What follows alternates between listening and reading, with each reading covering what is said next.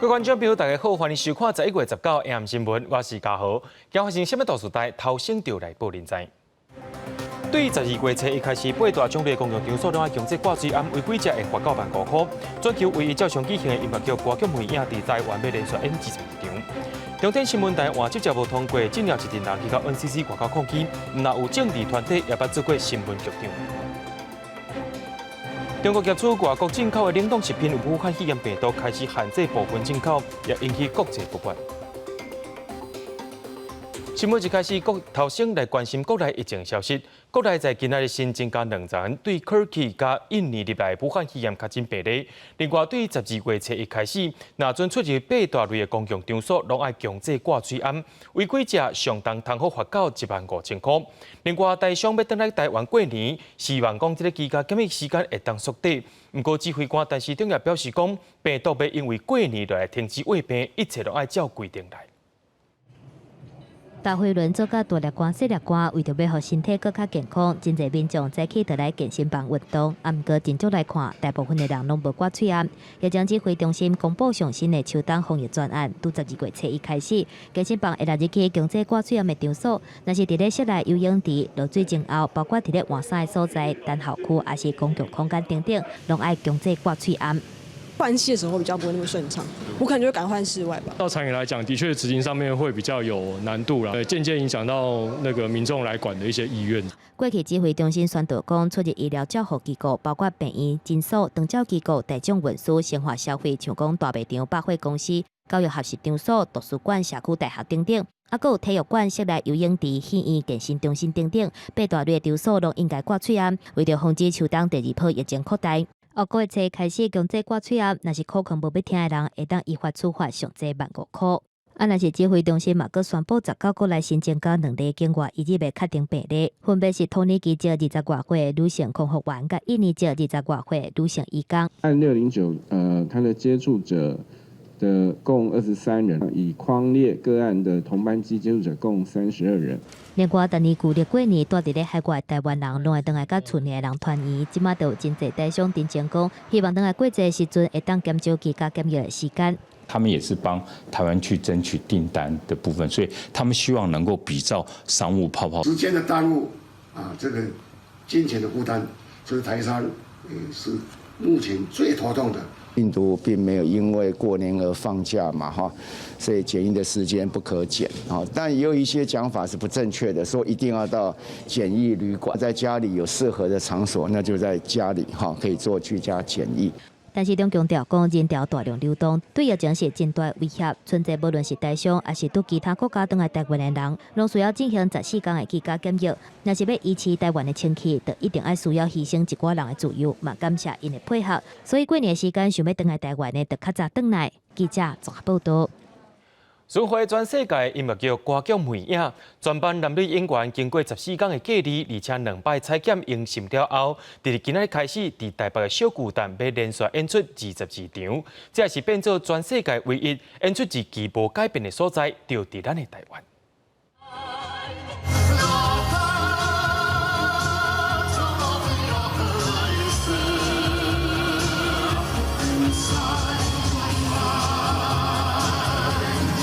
克里斯汀甲米娅伫咧歌剧院的地下美景上会是百老汇音乐剧歌剧米娅的经典戏出。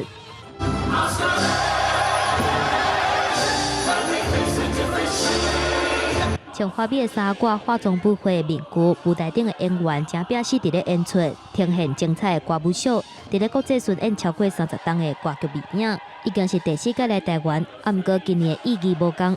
It's been close to a miracle, actually. COVID-19 has brought to the planning of a tour like this. It's unimaginable. You know, flights, quarantines, tests, and all of that. It has become so complicated. It's complicated enough.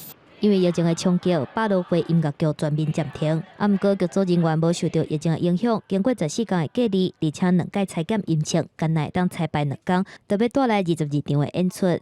In circumstances that have been sometimes quite tense in terms of this virus, managed to come out on stage and leave whatever anxieties they may have off stage, come out on stage and switch on their performances, and I've been very proud of them. 国际疫情伫咧滚高，台湾最近新增加真侪件境外移入的个案，伫咧防疫期间，阁会当照常巡演，规个团队拢正珍惜这款的演出机会，时时刻刻拢伫咧准备，希望会当好好表演给台湾的观众看。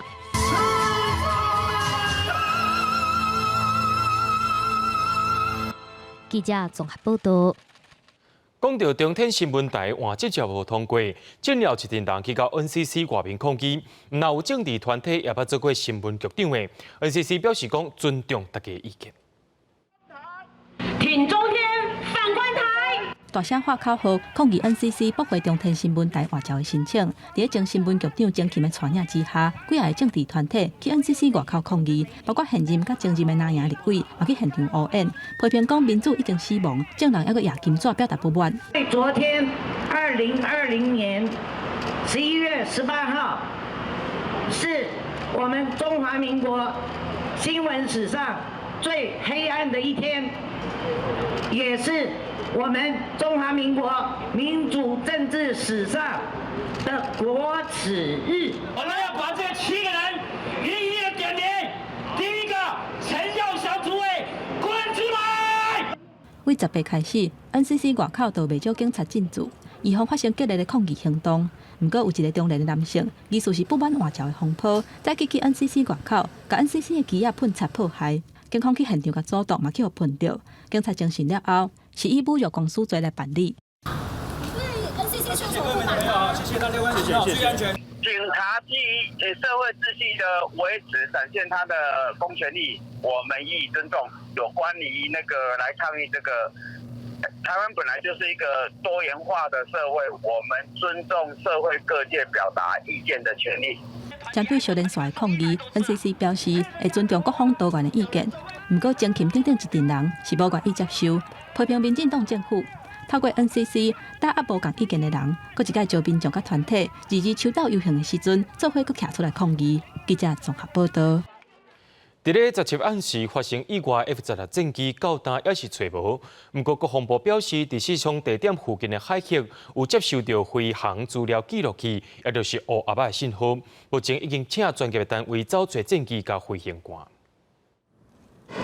空軍第5輪隊26作戰隊長張正志上校17暗時開 F-16戰機佇花蓮外海試練，搜救行動進入第3天。19日早，空軍烏鷹直升機海巡艦艇來回找找國軍亞派地面部隊，用吊架確認是毋是有被海流帶上岸的物件。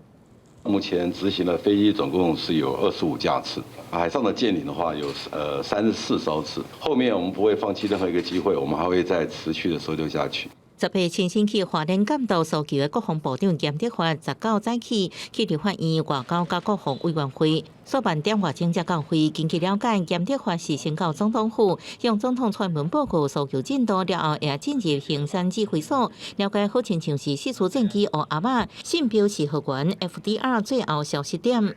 在昨天距岸9海里的地方，我們的 FDR 的接收器有接獲到信標的信號，優先到這個已經接收到信標信號的9海里的點位探測水下攝影，如果確認，就會進行打撈。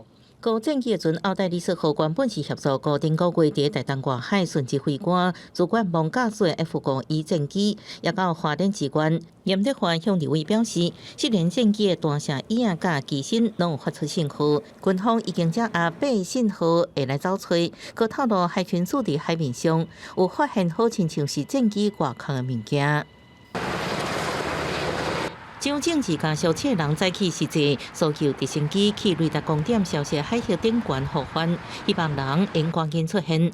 東部海峽最近也無平靜 F-16戰機試練當日，國軍監測到中國海釣船海大號出現佇宜蘭花蓮外海，日本護衛艦甲韓國軍艦10月19也出現。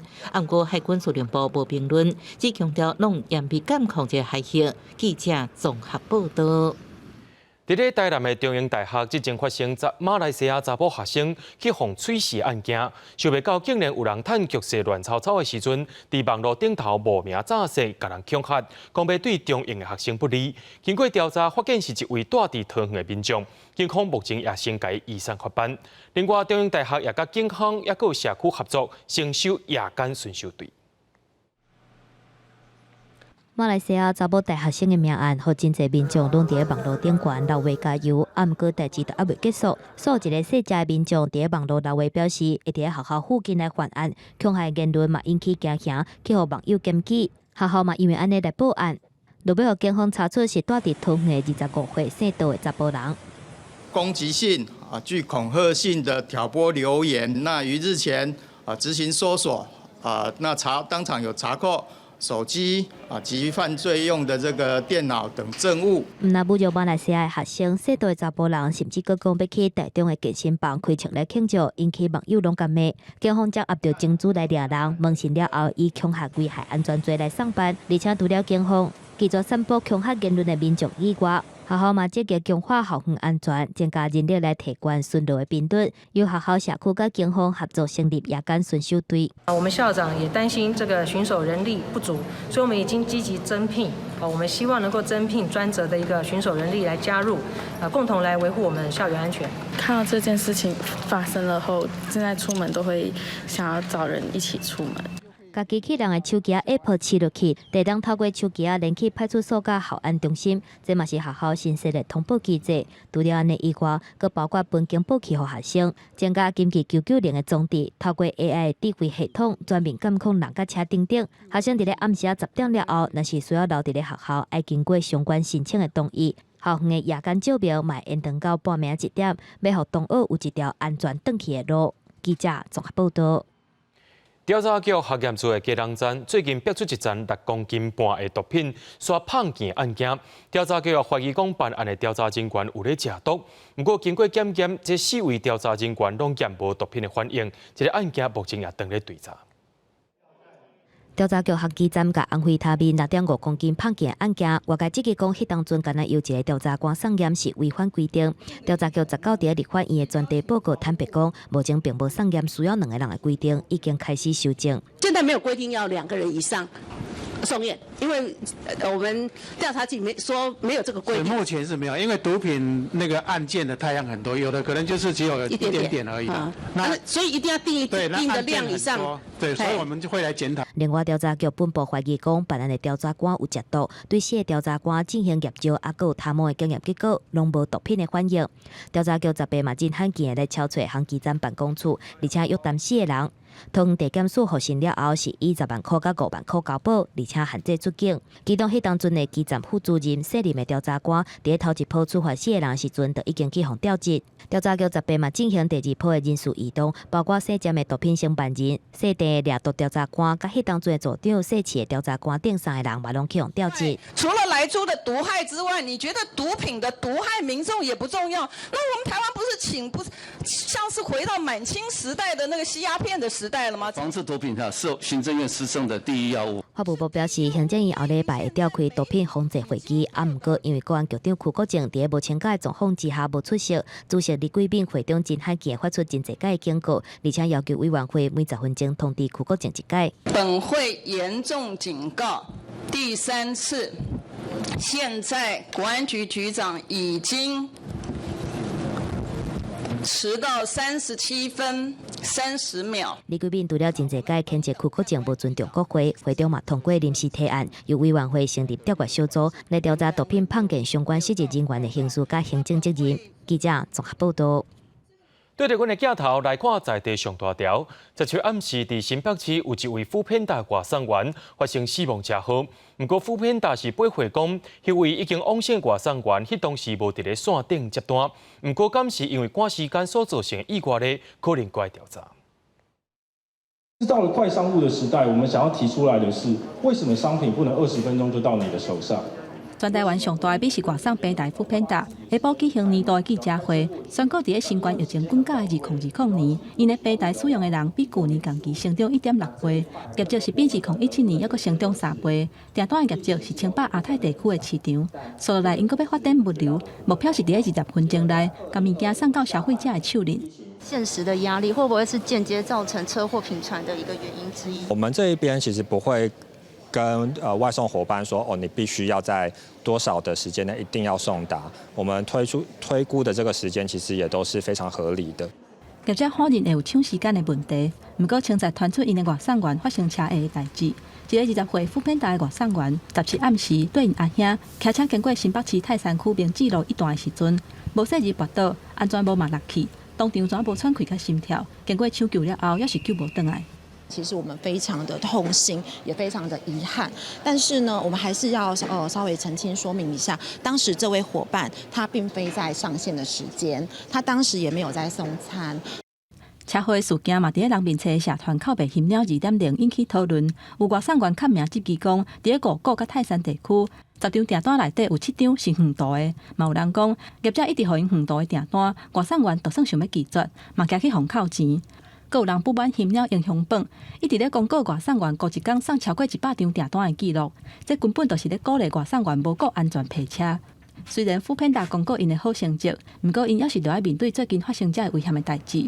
伊嘛表示，为12月份开始，会替外送员投保全时段人身意外团体保险，为200万救援到300万。记者综合报道。讲到日本政府打算甲福岛核电厂的核能废水排入去大海去，就民间团体去到外交部陈情，认为这寡核能废水排入去大海，海洋生态受影响是过了10年的伤害，也呼吁政府就要用外交管道表达反对。福岛核灾发生超过9年，环团指出，核电厂所排放的辐射废水已经超过100万吨。会在环团代表集合伫外交部，表示反对辐射废水排入海洋，烦恼的大内部点，呼吁政府应该透过正式管道向日本政府表达反对的立场。间歇性的不断的排放的话，它影响的不是今年、明年，可能是未来30-40年，这个整个太平洋海域都有核污水的这个排放问题哦。环团指出，辐射废水经过处理，虽然会当去除多数的辐射物质，却无法度除掉氚离体外会当隔离，但进入体内会危害健康。它就会像内照镜一样，它会影响到人类的免疫的系统。外交部派人接下陈情书，发言人表示会将民间的声音转达给日本。我们也会透过我们驻日本代表处把它转达给这个日本政府，让他们知道我们民间的一个声音。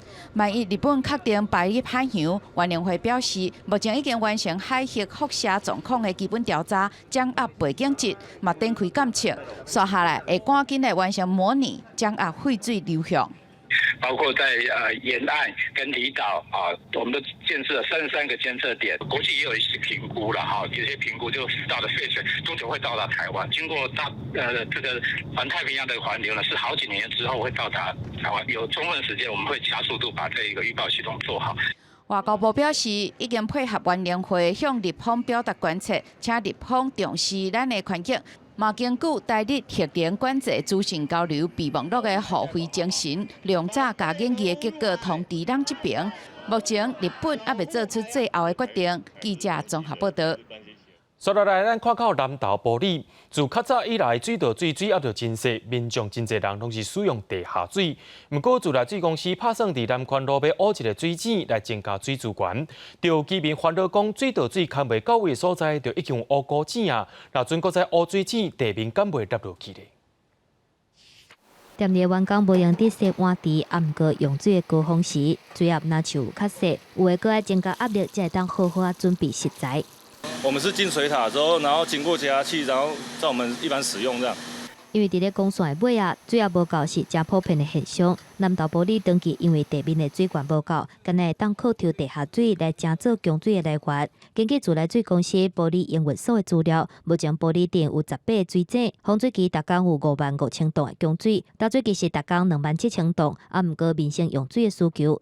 防水机每工是27000吨，打水机因为年纪较济，用水量增加到每工31000吨。面对打水机是愈来愈长，按算伫南宽路来开一个清水井。如果说用井的话，是不是大部分用？那如果说如果比较深的话，我们这边一定会影响到的啊。这边靠河床那么近，有可能崩塌陷也有可能啊。家己帮开，这就是当地社区家己开的清水井。因为伫咧无供线所在，80外户的民生用水拢是靠这个井。毋过，煞甲水公司按算要开的地点，敢若离几百公尺尔。当地居民讲，这口井属于清水井，毋过一工增加的供水量敢若1500吨，反而讲地站袂得落去，而且卖去影响到地下的水源。包括你的浮油水、你的河川，你用的接引的方式，是不是可以达到藻井的取水量？合理的抽取量之下，抽取地下水是不会造成地层下陷的。最大量平均在抽取10万吨的情况下是安全的。水公司玻璃营运所提出水利署的调查资料指出，玻璃地区每工抽水的安全上大量是10万吨，较大拢无不良的影响。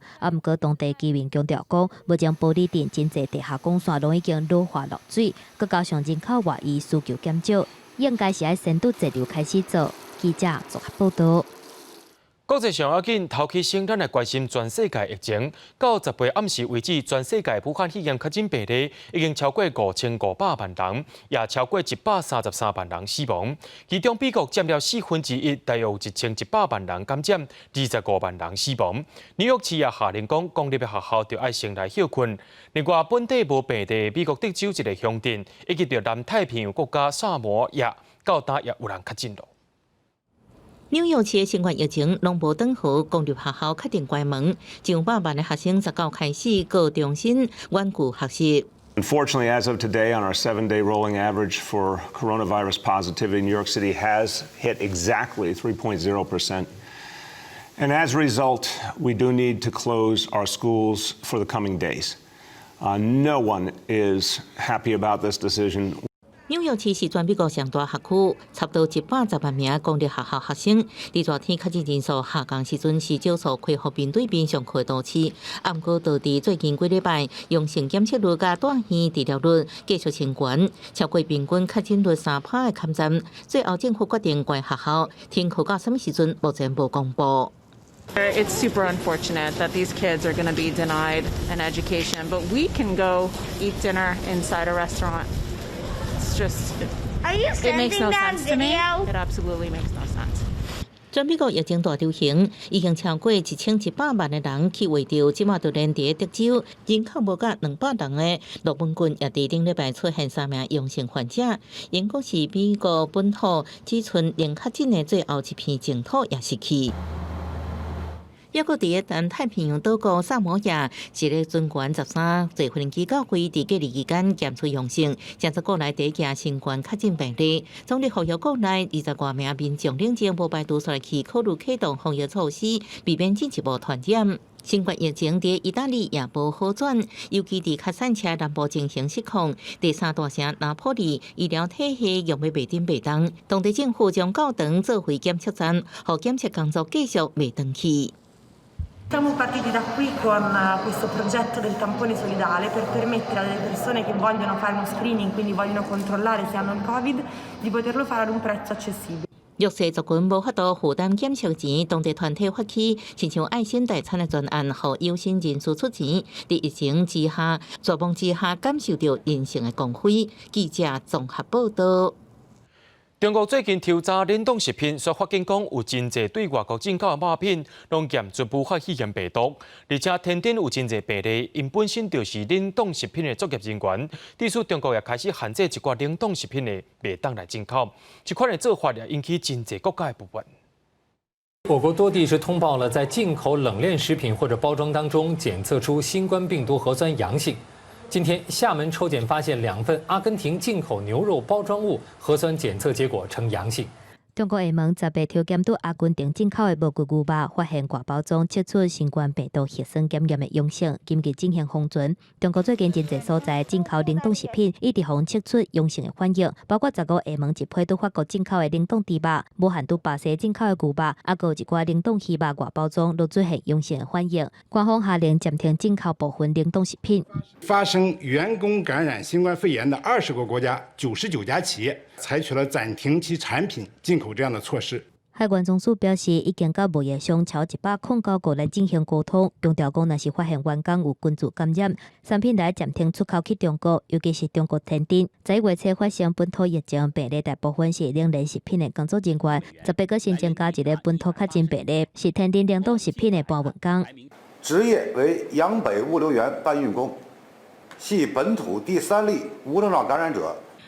虽然世界卫生组织强调讲，透过冷冻食品来感染到新冠病毒的风险是较低，但是中国大动作对进口冷冻食品发出警报甲禁令，嘛引起真侪国不满，认为中国无法度提供相关的检验证据，就对进口食品来严格太早，是挑故意伫咧损害贸易活动，而且向 WTO 来反映。中国外交部10月是反驳，认为对进口食品采取检验措施是必要合理，而且是正当的。记者综合报道。讲到美国辉瑞药厂甲德国 BNT 合作的武汉肺炎疫苗，后来经过实验认定防护力有到95%，伊也拍算要申请美国 FDA 紧急使用授权，希望会当甲 Moderna 疫苗拢做伙伫12月得到批准。另外 FDA 也批准一套伫处理就会当体检的试剂，30分钟内就听好知影结果啊。总部伫美国加州的生技公司 Lucira 研发出来用的新冠病毒快速体检的试剂。17正做美国头一个得到食品药物管理局 FDA 紧急使用授权的快速套组，使用者只要用米仔机采集样本了后，放伫细机管内底，插入去一个小型的检验装置，8点钟内就会显示结果。这个套组适用伫14岁以上的人，而且需要药单才会当使用，一组是50块的美金，差不多是台票1500块。The huge advancement here isn't the speed itself, but the ability to have a test that is on par or at least close to par as what we consider the gold standard PCR testing. 也若研发疫苗嘛有好消息，美国辉瑞药厂甲德国生技公司 BNT 合作研发的疫苗，10月公布后期实验上尾的结果，显示疫苗的防护力有95%，而且有真好的耐受性。若有副作用，大部分拢真轻，而且真紧就会消失。唯一一个较明显的是人会较懒，感觉疲劳。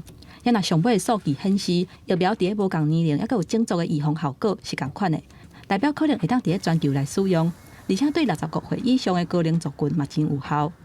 So we have more than 94% efficacy even in subjects older than 65 years of age, and this is of course an important finding because this population, this elderly population, has a particularly higher risk for severe COVID-19 disease. 辉瑞表示，公司已经摕到因需要的2个月安全性的数据，最近会甲欧洲甲美国 FDA 申请紧急使用授权，按算12月中进前就会当得到核准。有关疫苗爱使用摄氏零下70度，冷链技术保存运送的技术问题。BNT 的执行长沙欣表示，3个月内一定会当提出可行的配送温度。因若另外一间候选疫苗的公司莫德纳，嘛按算伫11月25进前，甲美国 FDA 申请紧急使用授权。美国政府疫苗甲疗法研发计划新作行动的最高主管施劳威表示，辉瑞甲莫德纳2支疫苗，按算这几个礼拜内就会摕到紧急使用授权，批准了后的24点钟内就会开始发疫苗。2间业者拢赶紧生产，按算伫年底进前会当传4000万剂，提供予2000万的美国人来做。疫苗到底要上市，美国民众是有无共款的看法。有的认为讲，总算看到解决疫情的希望啊，这是上好的圣诞礼物。嘛有人真谨慎表示讲，搁爱观察，确认安全性了后，才决定敢是要做。记者综合报道。美国总统川普唔承认选举失败，拍算要开美金300万拍官司，要伫威斯康星州其中2个郡申请重新检票。另外，已经当选的拜登说是卖万讲，一直唔交接，会拖慢着防疫的进展。美国总统川普拒绝承认败选，继续伫各州拍选举诉讼要拼平盘。10月，川普定也提出申请，要求威斯康辛州2个郡、密尔瓦基郡甲戴恩郡重新验票。这2个郡是民主党得票上侪所在，拜恩提58万票，川普只有21万多票。川普定也指控这2个所在违规情形上严重，已经付300万美金相当新台票8500万的验票费用，20就会启动验票程序，上班12月7日进前会完成作业。We will welcome the opportunity to show once again that our elections and the process and the systems we have in place are accurate. 伫乔治亚州，川普甲拜登得票差真少，人工重新算票已经要结束，当地礼拜4会发表结果。选务人员表示，拜登领先川普的票数为原本的14000多票，减价12700多票，依然无够平盘。川普批评乔治亚州的重新算票是笑话，杨贵婷无查核用假投票签名无意义。川普律师伍德表示，已经向法院提出紧急禁令，要求禁止乔治亚州认证选举结果。伫亚利桑那，拜登以1万多票赢过川普。共和党定也发动法律战，是要拖延各郡正式宣布拜登胜选。共党的州长杜时表示，会尊重最后的结果。And there are legal challenges out there, and they have the right to those challenges. So those challenges will play out in the court, and then I will respect the results of the election. 根据路透伊普所13-97的民调，虽然有73%的民众认同拜登胜选，按过认为选举过程政党而且合法的只有55%，比2016年67%，各52%的共和党人认为川普才是真正赢的人。One of the problems that we're having now is the failure of the administration to recognize. 民主党总统当选人拜登18甲竞选医护人员视讯通话讲到，联邦总部署迟迟无承认伊当选，互伊行政团队无法度交接，提无个人防护设备的及时数据，甲疫苗配送计划，向前拖入美国对抗疫情的脚步。记者综合报道。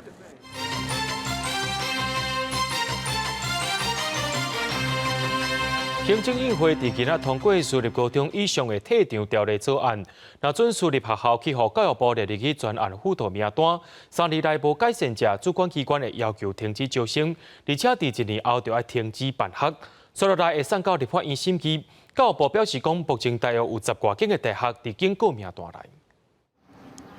招家话冲击到大学招生，头一波出现伫咧105年，伫这进前已经有真侪间私立高中一关门，未来可能有更较侪私立学校卖安尼。所以新版退场条例的退场辅导对高中级到大专。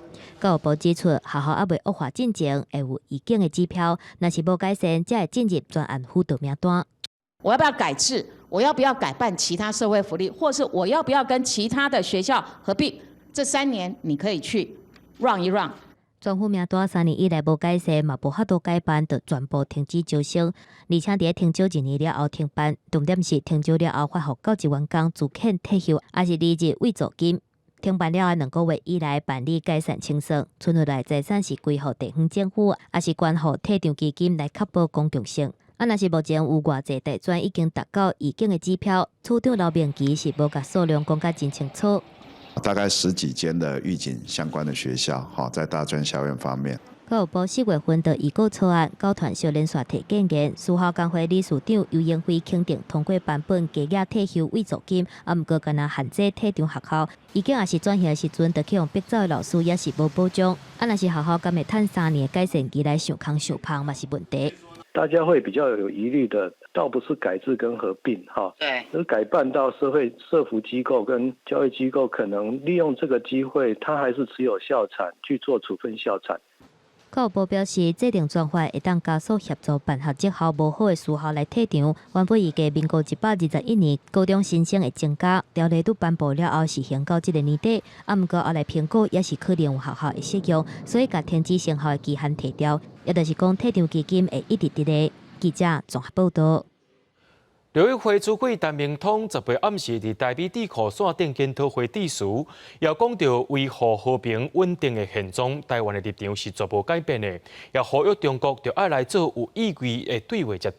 会议当中，由美国的参议员认为讲，美国政府就应该邀请台湾的蔡英文总统来访问。不过外交部也回应讲，目前无相关的规划。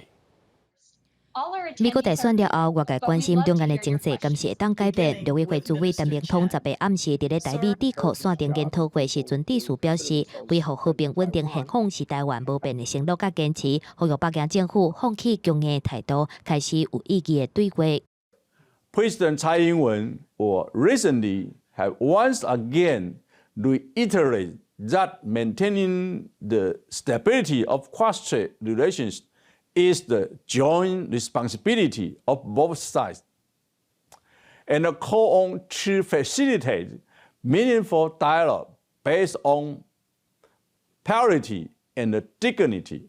陈明通指出，中共今年以来加重对台压迫的威胁，严重破坏台海现况。若是台美关系最近这几年的交流更加密切，美国继续对台军售，甲通过优待法案，都体现台美是理念甲价值的同平。刚一场访邀请美国参议员涂敏是呼吁美国政府应该邀请总统蔡英文来访问华府，嘛支持美台来签 FTA。I think Washington should also formally host Taiwan President Tsai Ing-wen.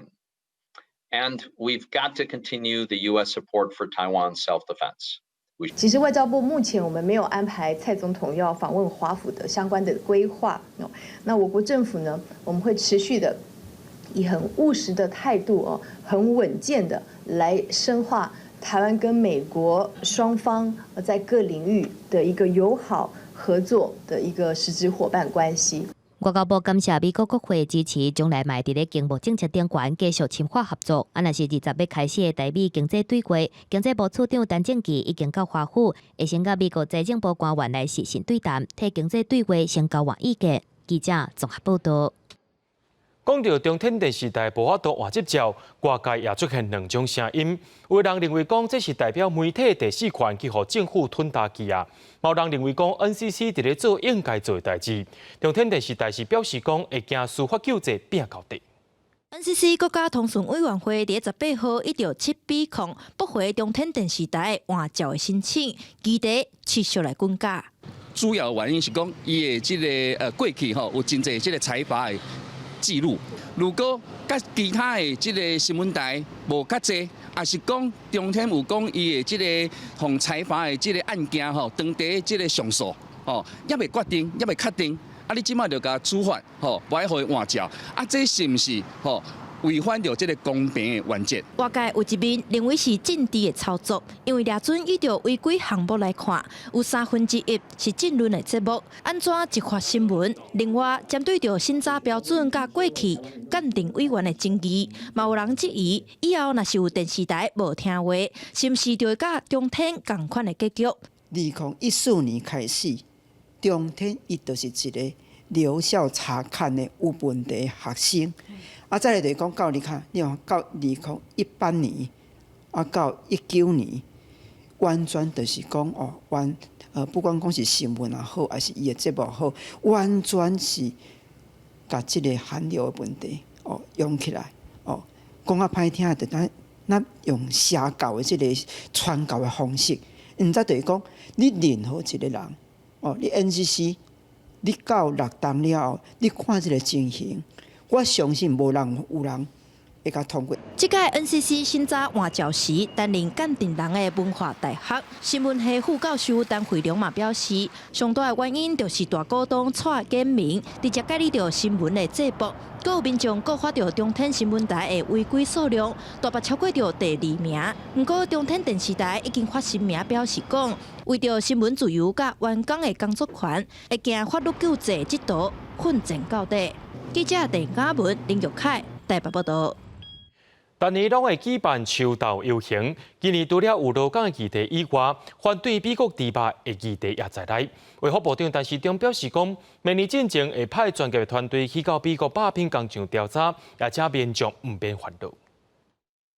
蔡英文社会批，苏贞昌下台负责。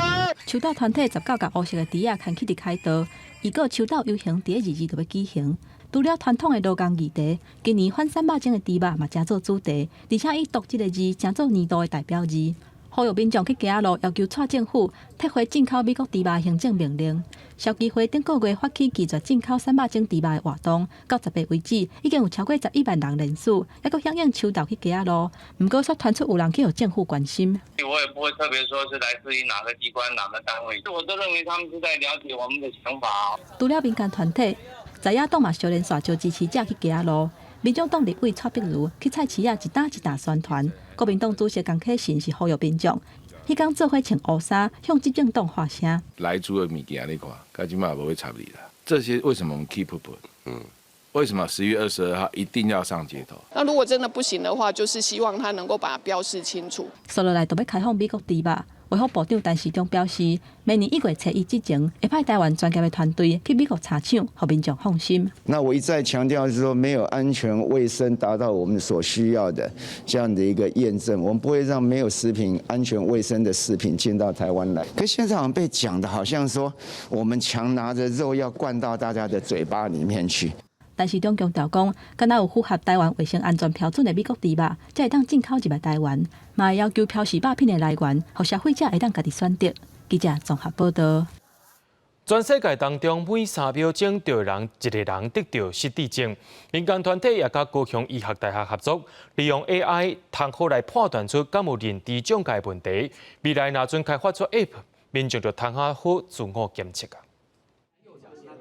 照荧幕的指示震动，无同角度甲部位，拢经过精密的设计，系统会自动算脚甲手筋巴的力量，甲下一步的距离、双手的协调性，也佫有分数会当转细角度，综合数据来推估，敢是认知功能障碍高风险族群。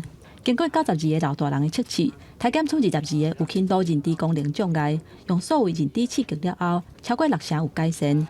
认知功能下降呢，它能够比较延缓、慢慢。那因为你到失智之后，大概它就是一个不可逆的反应。可是认知功能下降，在目前的研究里面，它是可以部分的可逆。所以我们现在想做的事情都是属于是可逆这个阶段。研究团队指出，轻度认知功能障碍是失智症高危险族群。目前外国已经有研究显示，60岁以上无失智症状的人，认知功能障碍甲分数活动的动作有真大的关联。根据长照产业发展协会观察，因伫社区接触袂少侪岁人，若出现失智的症状，无积极做治疗，都会恶化了真紧。里面有一位学员，他也是本身的职业也是医生。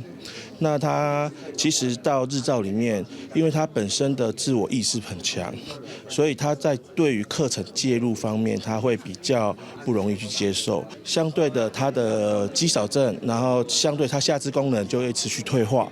一退化之后，那后续其实他的往生的时间还蛮快速的。这套测量的机器，研究团队希望讲，未来会当发展做 App， 民众会当随时做检测。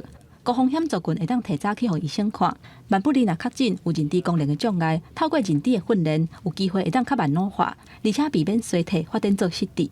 记者综合报道。教育部甲台中的丰工区台伫校园内面设一个中照物理治疗的培训基地，透过科学的检测，也互要做治疗师的人会当用正确的数字去看待时代的身体状况。前期的亲像是行动不便半天的装备，学生伫课堂内底要用4分钟的时间完成正确的辅助项目。考试结束，请离开考场。这是 OSEC， 医家反映临床技能检定教室，嘛是物理治疗甲中照人员考试的标准考场。教育部甲台中丰工科大来合作，伫校园内底建立全国唯一的中照物理治疗培训基地，让人才培养甲专业的测验更加精准。这一个环境里面达成我们想要的目标。那我们建构这样的一个环境，是希望让学生未来到职场或者是机构的时候，可以马上上手。除了专业的课场，嘛有针对银发的时代人脚来做测试，透过量身设计的运动量，让因了解家己的体适能甲肌力的状况，避免加上肌少症以及生活功能的退化。物理治疗系学生讲，透过这款的设备，更加会用掌握老人家的状况。这运动是拢无共啦，还好嘞。哎呀，没。人家已经很累了，我们会没有发现，对，然后可能老人家可能根本就没什么感觉，我们也没有发现。可是这个的话可以帮他量化，然后可以看他的分数，看他的表现。随着台湾高龄化的社会，中照的需求嘛愈来愈大，嘛出现到人才缺口的问题。负责计划丰工科大表示，未来希望用透过专业的物理治疗基地建立，提供中台湾中照专业培训以及考证照的场所。记者综合报道。伫咧古早头犁犁是惊歹势，即马的人头是伫咧背手机啊。伫台南有民众发现讲接到罚单，才发现讲是家己伫咧停车等红灯的时阵头落去背手机啊，去弄翕相检举，也着爱罚1000块。交通大队表示讲，骑奥多摆头背手机去互检举的案件，这2年已经加1倍啊。骑奥多摆等车红灯的时阵，有一寡民众会举手机出来看一下。不过，这个行为即马已经成做检举违规的目标。最近就有民众收到罚单，因为车动店的时阵背手机去互检举，罚1000块。台南市交通大队表示，检举骑奥多摆的人背手机的案件，最近这2年来成长1倍。例如说，你只拿起手机看，或者是放在手机架上面，没有去操作手机，其实就不算是违规。机车只要手持手机，去使用手机的话，就造成在行驶当中就造成违规。实际去车路看，等车红灯的时阵背手机的民众确实是袂少。根据道路交通安全处罚条例，无论汽车、机车敢有伫咧行，只要是举手机都有算违规。不过，像真侪外送员，拢是把手机踩伫架顶，等车红灯的时阵，嘛穿在伫背手机。不过，因为毋是国手举的，都无算违规。另外，嘛有民众认为讲，为了不防罚钱，要是尽量莫违规。你在停红绿灯拿手机出来，手持的话，对啊。如果像你有手机架的话呢？应该是不会吧？我没看到有被开单。拿起来玩这样嘛，在看。这样会不会罚？会啊，警察会抓啊。警察会抓，还有会被检举达人拍。都有嘞。都有。对啊。你会不是多加注意？会啊。根据台南市交通大队的统计，107年检举的案件有955件，108年增加到1124件。今年1月份至10月份，就已经有1543件，2年来成长1倍。若机车违规是罚1000块，汽车是罚3000块。建议民众无论是驶车也是骑车，拢爱专心，避免违规以外，更较重要的是保障家己的安全。记者综合报道。伫咧咱的新台票顶头，拢有印真侪动物，亲像伫咧1000块顶头的鸟仔，就是乌鹈鸡，是台湾第2级的保育类野生动物。经过30年的拍拼，玉山管理处也预测讲，乌鹈鸡的数量到达已经超过11000多只。那总去到玉山爬山的民众，无的确有机会会当碰到乌鹈鸡美丽形影。玉山志工镜头记录伫草埔找物件食的台湾国鸟鹈鸡，伫塔塔加地区透早或者是尾暗仔，有时阵也伫一片雾气当中发现伊的身影。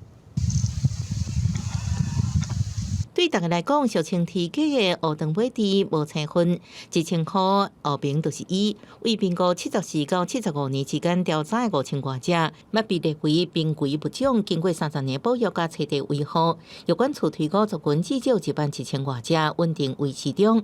大家用伫玉山国家公园的瓦拉米甲塔塔加这所在，看到伊的身影。那第一次的族群调查大概是5500只左右，那第2次的族群调查达到了11000只的一个地质的一个成长。那这主要是一个栖地环境的一个保护。要参加鹈鸡调查的生态专家指出，鹈鸡族群因稳定主要是拍纳文化改变、林道生态维持、国家公园彻底保护。不过伊也是有天敌，所以伊的数量未伤过济。通往林道都断掉嘛，断掉以后就不再通行了。那所以对地质讲的话，这是一个很好的栖地的一个增加，加上狩猎文化的变化，那整个地质是在稳定中成长。猛禽类还是对它猎食很厉害，甚至有一些石落木也会猎食它，所以它还是有它的天敌。专家指出，因爱出现伫林道，也可能会食人留落来的物件，所以民众上山的时阵爱做好无痕散林的工作，拄到时阵也唔通对因伤过干扰。记者综合报道。有心拍照就会位，无心做事就半路废，骨力做就会出头天。您讲是毋是咧？人讲360项是项项出状元。伫新德县就有一位农民家己研究出一套减水保存的技术，今年也得到全国10大模范农民的肯定。老郑由2013年回来家乡新德县，兄弟做伙继承时代种田的家业。发现最近几啊冬气候各样，直直欠水对农业造成真大影响。伊决定改变过去种水稻的模式，配合天气的温度甲湿度，减少灌溉需要用水量，让稻田毛通顺利收成。它不需要插秧整地，前面浪费太多的水。它的一些关键的点是，你能掌握光温水这个条件。如果您能掌握这个光温水的条件的时候，它就可以满足它发芽的条件，就可以正常的生长。田内底佫通看到太阳能板供应相关的检测设备用电，而且收集这的温度、湿度数据，提供下来调整耕作的方式参考。老一辈的农民都是给我一个讯息，就是农民力。那我就觉得，我们总需要一些数据传承。那这些数据最重要的是要数据化、数字化。那我就想说，收集这些资讯，就将来可以是预警说，我什么时间点，一整年的时间点各方面怎么去调控我的种植时间，还有我怎么预防病害，然后等等的，就是管理可以更精准。伊的用心，嘛会得到今年全国10大模范农民。未来伊把按算推广伊的经验，提升台湾农业的竞争力。记者刘君豪，新竹报道。讲到咱生活当中的细菌有好的也有歹的，若阵使用好的是通好减少化学肥料，变作是优先农法。伫屏东就一个微生物资材培养中心，要带观众朋友做伙来看卖。做田敢敢若会当靠化学肥，屏东县府招生态研究团队甲农场合作，开发微生物，也就是细菌来种田，希望减少化学药剂使用，互田地会当久长种落。参与计划的农友拢学了用好的细菌种作，开始产量品质大提升。我的这个农场是种热带的花材跟红姜花，我用了光合菌，大概用了6、7年了啦哈。那它的显著效果就是对这个珍贵的那个叶材的叶面来讲，就是它比较少那个细菌性的病害。我发现我的田间干净了，我叶片上的虫跟菌会少了，那产量绝对增加，而且它最起码可以让我感觉到目前为止大概有40%以上的产量。好的细菌用多多，产园、渔温、还有农场拢会当使用。官府特别开班教农民培养光合菌甲应用，有无300个农民来学习，还有做事人系心情，成为微生物菌种的培养师。我们是菌种专家，然后各种是种植专家、养殖专家，大家我们跟农友、养殖户是配合的。那我们最后他把我们这一套都学会去之后，他们就把它好好的用。那我们的目标是希望大家能够分享，所以共学共荣。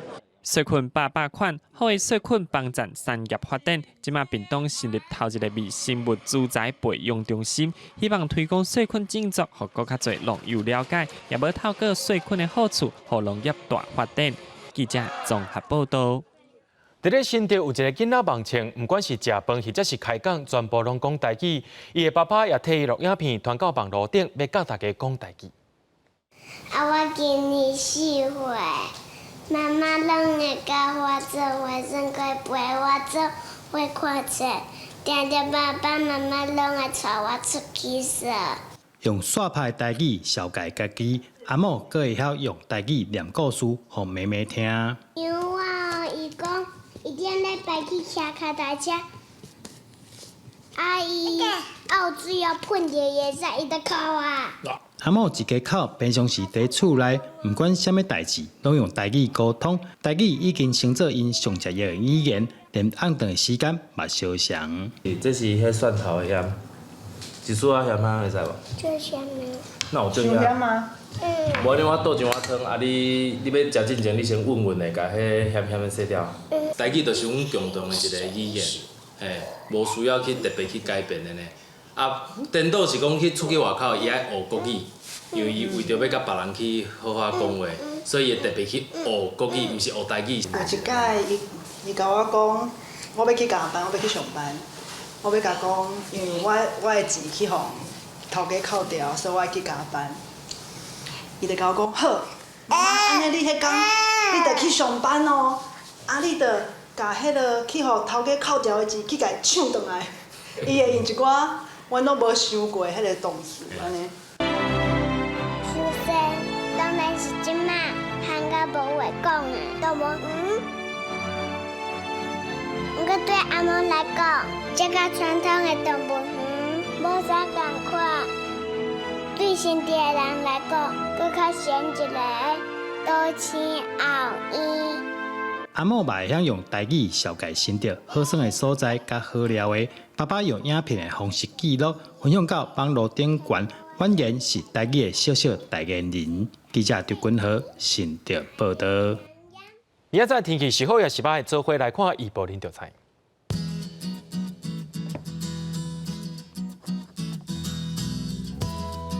北部地区对21度到28度，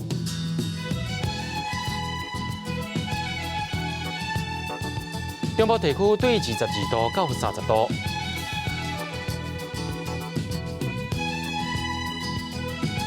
南部地区对23度到30度，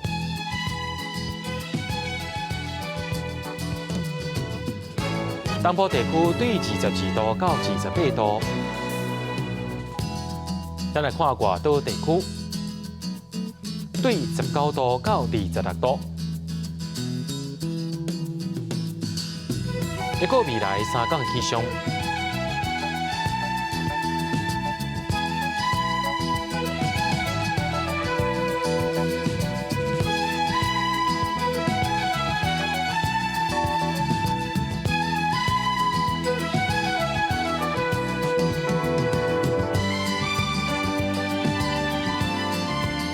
新闻的最后，感谢各位观众朋友收看今日AM新闻，我是嘉豪，马上赶的时间，咱再会。